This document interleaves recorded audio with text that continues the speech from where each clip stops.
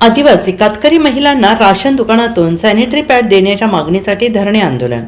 भिवंडी तालुक्यातील आदिवासी कातकरी समाजातील गरीब आणि गरजू महिलांना रेशन दुकानातून धान्याप्रमाणे सॅनिटरी पॅड उपलब्ध करून द्यावीत या मागणीसाठी श्रमजीवी संघटनेच्या वतीनं तहसीलदार कार्यालयासमोर धरणे आंदोलन करण्यात आले। भिवंडी तालुक्यातील आदिवासी कातकरी समाजातील महिलांना सॅनिटरी पॅड सहज उपलब्ध व्हावेत यासाठी रेशन दुकानातून धान्याप्रमाणे सॅनिटरी पॅड देण्याची योजना सुरू असावी अशी मागणी करत श्रमजीवी संघटनेच्या कार्यकर्त्यांनी तहसीलदार कार्यालयावर आंदोलन केले। मात्र तहसीलदार कार्यालयाच्या प्रवेशद्वारावरच पोलिसांनी आंदोलनकर्त्यांना अडवल्यानंतर महिला कार्यकर्त्यांनी मुख्य रस्त्यावर बसून रास्ता रोको आंदोलन केलं। त्यामुळे काही काळ परिसरात तणावाचं वातावरण निर्माण झालं। पोलिसांची मोठी तारांबळ उडाली आणि त्यानंतर पोलिसांनी आंदोलनकर्त्यांना तहसील कार्यालयाबाहेर बसून आंदोलन सुरू ठेवण्यास सांगितले। मात्र त्यावेळी तहसीलदार अधिकारी कार्यालयात उपस्थित नसल्यामुळे श्रमजीवी संघटनेच्या कार्यकर्त्यांनी नाराजी व्यक्त केली। दरम्यान आदिवासी कातकरी समाजातील महिलांसाठी सॅनिटरी पॅड योजना तातडीने सुरू करावी अशी मागणी आंदोलनकर्त्यांनी केली आहे। आम्ही श्रमजीवी संघटना महाराष्ट्र ज्याचे अध्यक्ष आहेत विवेक पंडित भाऊ आणि विदुलताताई पंडित यांच्या मार्गदर्शनाखाली आज आम्ही सॅनिटरी पॅड्स हे मोफत मिळण्यासाठी, म्हणजे जसं रेशनिंगच्या दुकानावरती रेशन असेल, डाळ भात ज्या काही गोष्टी मोफत मिळतात तसंच सॅनिटरी पॅड्स पण मोफत दिले पाहिजेत।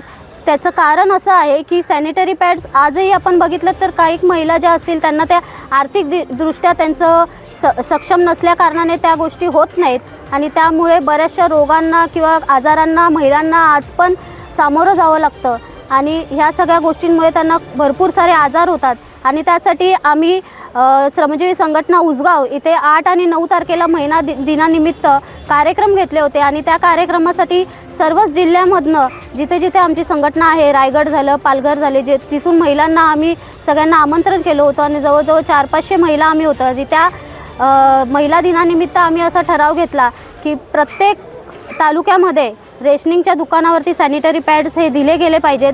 कारण ते जसं आपण म्हणतो की ते मूलभूत अधिकार जे अनुच्छेद 21 आणि 20 मध्ये दिलेले आहेत त्याचप्रमाणे हे पण हा महिलांचा अधिकार आहे आणि तो आम्हाला मिळालाच पाहिजे। आणि त्यासाठीच आमच्या ज्या स्नेहाताई दुबे जे आहेत, विवेक भाऊंची जी मुलगी आहे स्नेहाताई पंडित, ज्या आज वसईच्या आमदार आहेत, त्यांनी हा मुद्दा जो आहे विधानसभेमध्ये मांडलेला होता आणि त्या जरी पण आज आम्ही इथे ग्राउंड लेवलवर भांडत असलो तरी पण त्या एक वाघिणीप्रमाणे आमच्या सगळ्या मागण्या ज्या मांडल्यात विधानसभेमध्ये हा त्यांचा मोठा वाटा आहे आणि त्या आम्हाला पावलोपावली मदत करत असतात आणि आमचे जे काही प्रश्न आहेत ते सरकारापर्यंत पोहोचवण्याचं काम आज ते एका वाघिणीप्रमाणे करतायत।